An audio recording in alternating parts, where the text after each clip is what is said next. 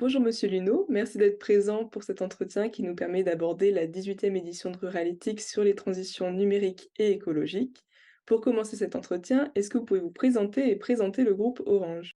Bien sûr, merci pour cet entretien. Je suis Cyril Luneau, je suis directeur des relations avec, les collectivités locales pour, le groupe Orange, ça au niveau national.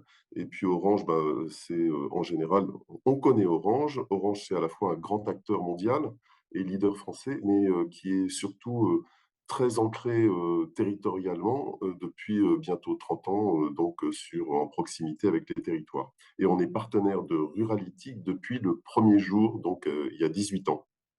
Donc cette année, le thème, c'est les transitions numériques et écologiques. Quel est le regard que vous portez sur le lien qu'il y a entre ces deux notions? Comment, selon vous, elles peuvent être complémentaires? D'abord,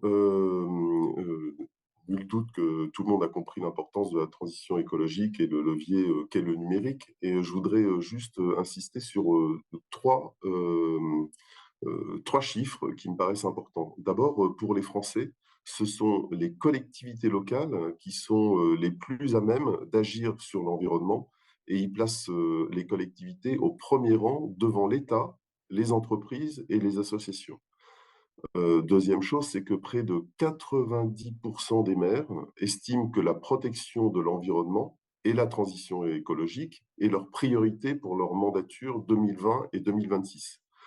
Et enfin, il se trouve que, plus de 2 tiers des collectivités considèrent que les nouveaux usages de la donnée auront un impact important sur la gestion de leurs services, notamment dans le domaine de l'environnement. Donc vous voyez, ce sont des éléments, très concrets, qui crantent, finalement, à la fois le numérique et l'environnement au cœur des préoccupations des Français et des collectivités. Par rapport à ça, est-ce qu'il y a des actions concrètes qui sont effectuées avec le groupe Orange et au sein des collectivités locales qui permettent d'allier le numérique et l'environnement? D'abord, je dirais que ça fait, maintenant 10 ans que le groupe, Orange déploie des réseaux, très haut débit pour connecter, tous les Français, et ce, en prenant, en considération, dès le départ, nativement, l'ensemble des préoccupations environnementales.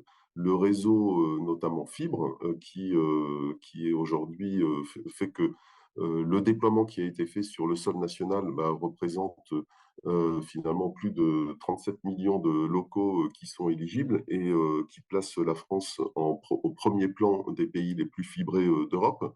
Eh bien, avec un Orange qui a été la locomotive de ce programme, fait que cette connectivité finalement est le socle des territoires intelligents et durables, et ça permet de répondre aux besoins numériques qui ont cessé de croître. Tout ça en prenant en considération, finalement les sujets de surconsommation en termes d'énergie, et cetera, puisque nativement, on a embarqué l'ensemble de ces solutions. Et tout ça pour vous dire que finalement, la collectivité, elle permet d'accélérer la transformation numérique des territoires pour les rendre, je disais, plus intelligents et plus durables.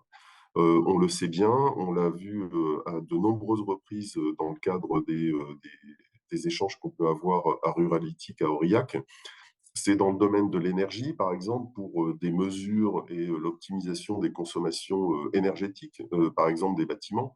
C'est, dans le domaine de la préservation des ressources, optimiser, par exemple, l'usage et la qualité, à la fois de l'eau et de l'air, mais c'est également dans l'optimisation, par exemple, des collectes et du recyclage des déchets, ou enfin, mesurer, optimiser les déplacements, favoriser le multimodal, ou encore, j'irais, anticiper, par exemple, les risques climatiques et environnementaux, ou optimiser les ressources dans le domaine de l'environnement. Donc, quels que soient les territoires, qu'ils soient les plus reculés, qu'ils soient les plus denses, eh bien, toutes ces solutions sont importantes, au-delà même des nécessités que sont la réglementation, que ce soit le RGPD, que ce soit la transparence de la vie publique. Tout ça est embarqué à travers, ces grands projets. Donc, quelques actions concrètes qui ont été mises, par Orange, en faveur de cette transition écologique. Eh ben, je dirais tout d'abord, pour nous-mêmes, bien sûr, puisque, pour nos émissions de CO2, qu'elles soient, directes ou indirectes, en tant qu'opérateur responsable, eh bien, on a une ambition qui est net zéro carbone en 2040, soit, 10 ans avant les objectifs du secteur des telcos.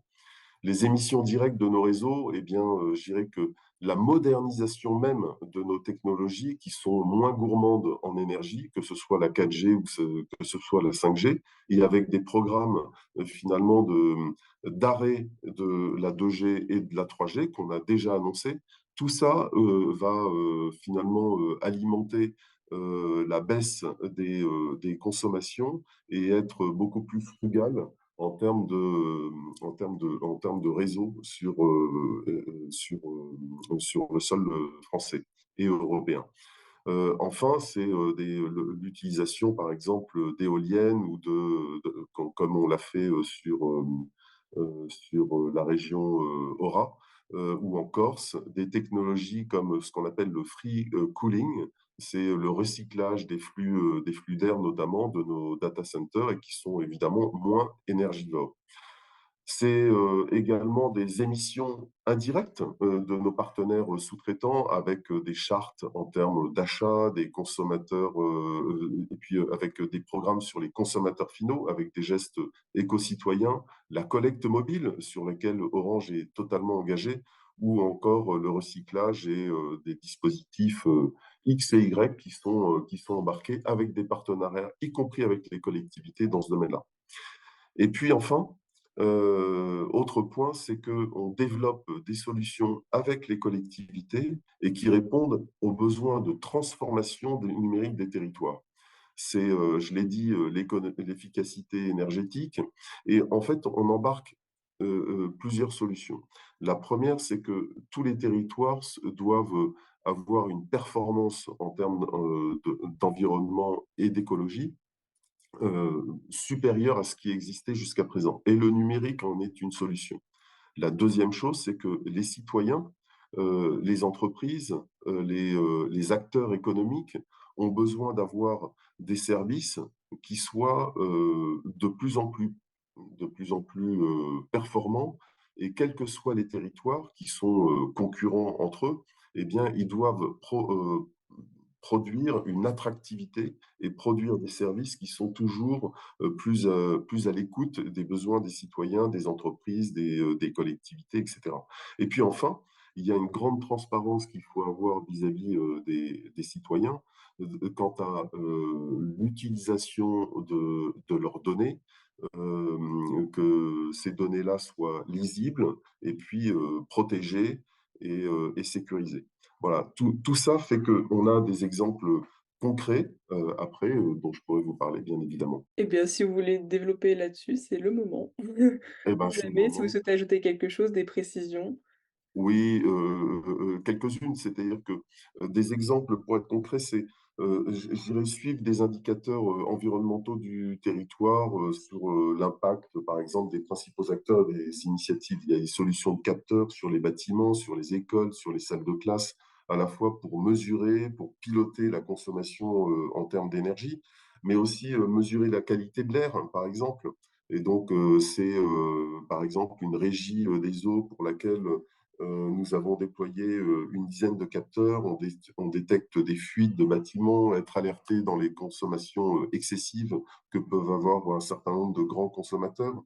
C'est également déclencher des alertes et des actions de sécurité, des consignes, des gestions de crise sur, par exemple, l'info qui peut être donnée à un centre de supervision sur des encombrants malencontreux.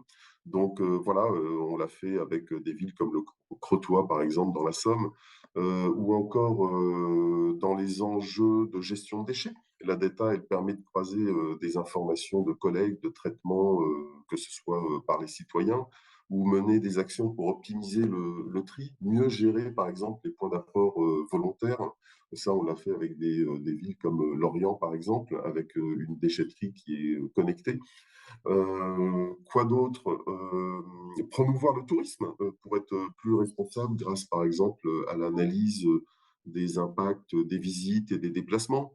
on le sait, il y a beaucoup de territoires, qui, essayent de gérer un afflux de personnes, ou de véhicules à un moment donné, notamment, pendant les périodes estivales. Eh bien, pour piloter ces fréquentations de sites touristiques, eh bien, on a des solutions avec des capteurs et puis avec, des systèmes comme, Fluvision, par exemple, pour, comprendre, ce qui se passe, sur un territoire. On l'a fait, par exemple, dans une commune de Montbrison, dans la Loire. Vous voyez, quelques exemples comme ça, j'en ai beaucoup, heu, avec des solutions de parking, pardon, qui sont, à la fois intéressants pour, gérer, les flux, de voitures à l'intérieur de zones, plus ou moins denses. Ça permet aux citoyens de savoir, mieux se déplacer et avoir des trajets plus courts pour trouver une place, par exemple. Et puis, la performance économique, elle est importante parce que, dans ces cas-là, on a, des, paiements des places de parking qui se font d'une manière beaucoup plus importante qu'à l'accoutumée. Voilà, donc quelques solutions comme ça que je peux vous citer au passage. Eh bien, merci de nous avoir présenté toutes ces actions. On aura l'occasion, du coup, de poursuivre plus en détail sur ces sujets avec vous, fin août à Ruralytique. Merci d'avoir répondu à ces On quelques sera présent, questions. je vous le confirme. Merci à vous. Merci, à très vite. Au revoir.